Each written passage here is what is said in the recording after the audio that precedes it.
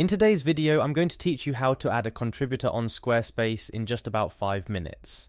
Getting started with collaborating on Squarespace can significantly enhance your website's development and management by allowing multiple hands and minds to work together seamlessly.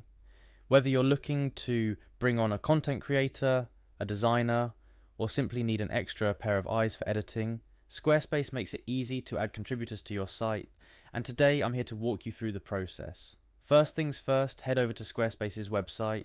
Once you're there, you'll find the login button. Click on it to proceed. Squarespace offers a variety of options for logging in, but for ease and convenience, we recommend using Continue with Google. This way, if you're already logged into your Google account, it simplifies the process even further. Simply click on your Google account to proceed. Now it's time to navigate to your specific website on Squarespace. If you have more than one site under your account, make sure to select the correct one where you want to add a new contributor.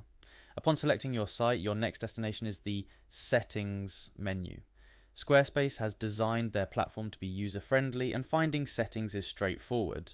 It's usually visible on the home dashboard or available through a sidebar menu, depending on the version of Squarespace you're using. Within settings, you'll need to find and click on Permissions and Ownership.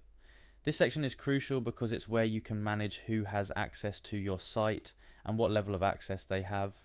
Now, within the Permissions and Ownership section, you'll find the option to Invite Contributor. This is your gateway to adding new minds and talents to your website's team.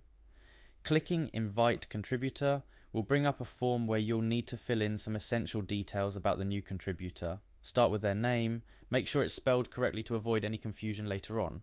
Next up, enter their email address. This is how Squarespace will contact them about their new role, so double check to ensure it's correct. Once you've got their basic information in, it's time to assign a role to this new contributor.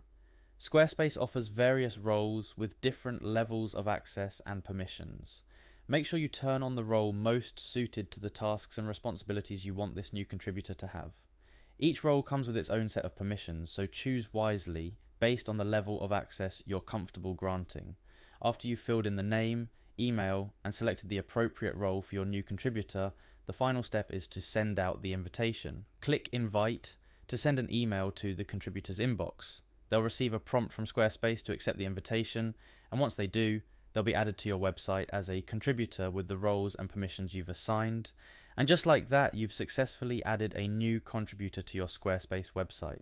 Remember, collaboration is key to a successful project, and by inviting contributors to your site, you're opening up new possibilities for creativity, management, and growth. Thank you for watching, and I hope this guide has been helpful. Stay tuned for more tips and tutorials to make the most out of your Squarespace experience.